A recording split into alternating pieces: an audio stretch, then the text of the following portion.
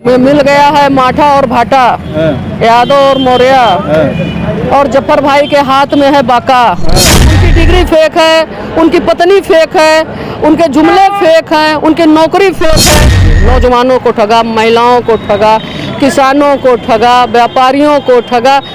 ऐसा कोई सगा नहीं जिसको मोदी जी ने ठगा। कृपा शंकर जी का, कृपा शंकर की सारी कृपा भाभी जी के पास जा रही है, अच्छा है। और माननीय राष्ट्रीय अध्यक्ष जी ने बाबू सिंह कुशवाहा को उतारा है, उनके निर्णय का स्वागत है और बाबू सिंह कुशवाहा का अभिनंदन है, स्वागत है। और अच्छे मतों से अच्छी लोकसभा है 73 जौनपुर, और भारी मतों से बाबू सिंह कुशवाहा को समाजवादी पार्टी जिताने का काम करेगी। अच्छा, दिग्गज खड़े हैं, श्रीकला सिंह जो बताया जा रहा है, श्रीकला रेड्डी जी हैं, इसके बाद जो है और भाजपा ने उतारा है लोगों को, तो क्या लग रहा है कि कुछ हो पाएगा? देखिए, चुनाव है ये, चुनाव इतना सहज होता नहीं है। अभी आप ही को कह दें कि कोई चीज़ चुनने के लिए तो आसान होता नहीं है। दिग्गज लड़ रहे हैं तो अपना प्रत्याशी भी किसी से कम नहीं है, वोटों में दिग्गज होना चाहिए। अच्छा।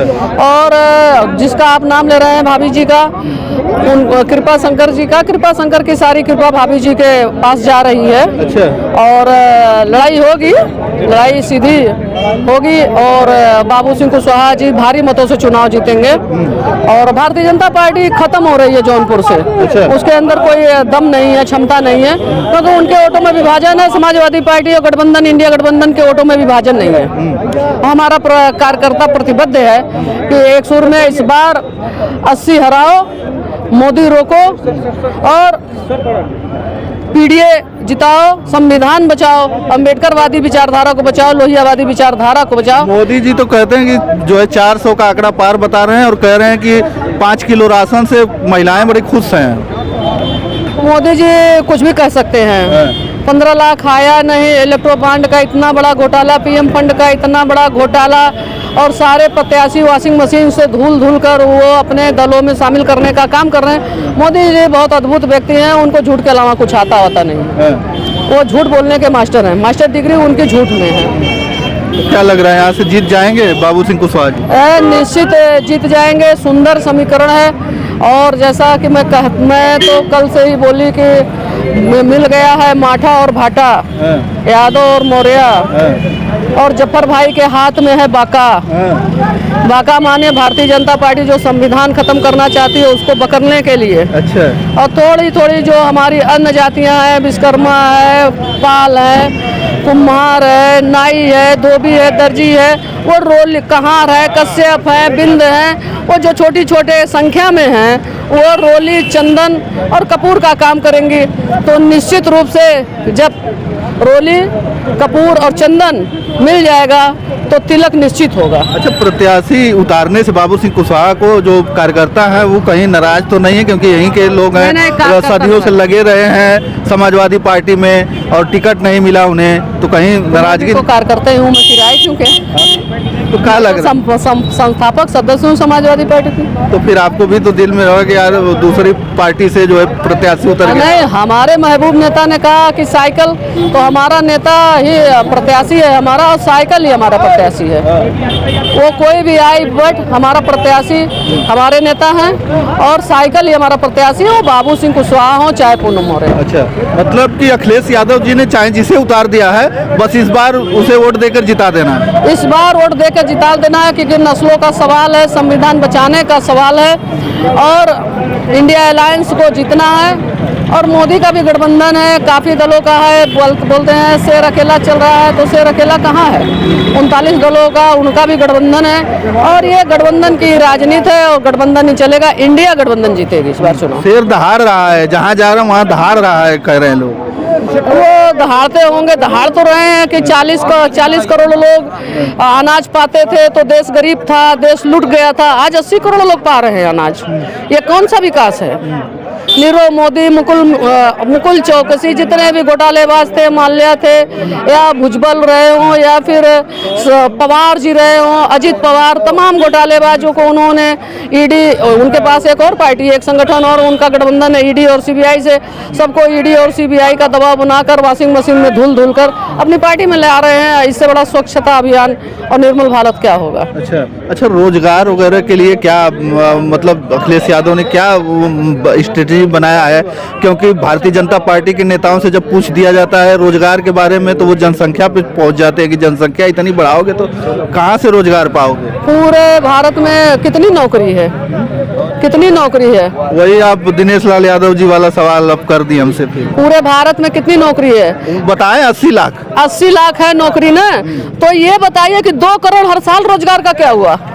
जब पूरे भारत में 80,000 ही नौकरी है तो ये 2 करोड़ प्रधानमंत्री जी ने क्यों बोला कि हम 2 करोड़ रोजगार देंगे?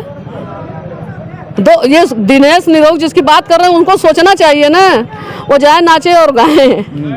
जब 80 लाख ही रोजगार है, नौकरी है कच्ची पक्की, तो फिर 2 करोड़ की क्या बात है? 2 करोड़ कहाँ से दिए? तो इतना बड़ा जुमला वो भी हर साल देंगे, वो जुमलेबाज लोग हैं। वो कह रहे थे फेक है, वो ऐसे ही फैलाया गया था। क्या फैलाया गया है? यही जो 2 करोड़ वाली बात बता रही हैं। और तो वो तो फेक है ही है। मोदी जी फेक है, मोदी जी की डिग्री फेक है, मोदी जी की शादी फेक है। नहीं, बात फेक थी, आप मोदी जी को ही फेक बता रहे हैं, फिर बाद में हम ही को ट्रोल करेंगे लोग। नहीं, मोदी जी कह रहे हैं फेक है तो उनकी बात ही फेक है, तो मैं क्या करूं? मैं तो उनकी बात करूं, मैं अलग से कुछ नहीं करूं। उनकी डिग्री फेक है, उनकी पत्नी फेक है, उनके जुमले फेक हैं, उनकी नौकरी फेक है। उन भारत विकास विकास विकास भारत का होगा। बताइए, जब यशोदा माता उनके साथ रहती ही नहीं, विकास पैदा कहाँ से होगा? विकास नहीं पैदा हो सकता है। विकसित भारत जो है कहा जा रहा है कि विकसित भारत हो जाएगा 47 तक, 2047 तक। 2047 तक हमको तो लगता है कुछ नहीं बचेगा भारत में, कुछ नहीं बचेगा। जितना आपको लग रहा है कि बदलाव होगा क्या इस बार? बदलेगी सरकार? क्योंकि तीसरी बार आ रही है, मोदी जी कह रहे हैं, एकदम सीना ठोक के कह रहे हैं, एकदम मंच पे खड़ा होकर कि बस आ रही है सरकार इस बार। वो तो कुछ भी कहते हैं सीना ठोक कर। वो झूठ बोलने की फैक्ट्री से निकले हैं। आरएसएस नागपुर में जो है झूठ पैदा करती है, झूठ का कारखाना है, और झूठ के कारखाने से मोदी जी पढ़े लिखे हैं, उनकी वहीं से डिग्री है, तो वो सीना ठोक कर क्या, सर ठोक कर भी कह सकते आ रहे हैं। अगर वो आ ही रहे हैं तो इतना हंगामा क्यों बरपा है पीडीए पर? इतना हंगामा क्यों बरपा है? पीडीए पीडीए पीडीए, इतनी घबराहट क्यों है भारतीय जनता पार्टी का? ठगबंधन कहते हैं लोग, भाजपा के लोग, कि ठगबंधन एक बना है। सबसे बड़े ठग प्रधानमंत्री नरेंद्र मोदी जी हैं। अच्छा, सबसे बड़े ठग भारतीय जनता पार्टी के अब तक के जितने शासन थे, सबसे बड़े ठग मोदी जी हैं। नौजवानों को ठगा, महिलाओं को ठगा, किसानों को ठगा, व्यापारियों को ठगा। ऐसा कोई सगा नहीं जिसको मोदी जी ने ठगा नहीं। अच्छा, मतलब कुल मिला जुला के आपका कहना है कि इस बार जो है पीडीए की सरकार बनने वाली है? इस बार 80 हराओ। 80? हाँ, यूपी से 80? यूपी से रथ रुक जाएगा। अगर यूपी ने उनको हरा कर भेजा, जो कि लग ही रहा है पश्चिमांचल से, तो कौन उनको बनाएगा? कौन उनको बनाएगा? वो कह रहे हैं 400 के पार, आप कह रहे हैं 80, यूपी में 80 हारने की बात। 400 पार तो वो नागपुर की फैक्ट्री से पढ़ के आए हैं। अच्छा। 400 पार तो कह रहे हैं। अगर कोई व्यक्ति पागल और बीमार हो जाए मानसिक रूप से, तो कुछ भी कहे तो उसकी बात का संज्ञान लेंगे। अच्छा, चलिए, हमारे साथ एक महिला नेता थी, इन्होंने बहुत दमदारी से, बेबाकी से अपनी बातों को रखा है।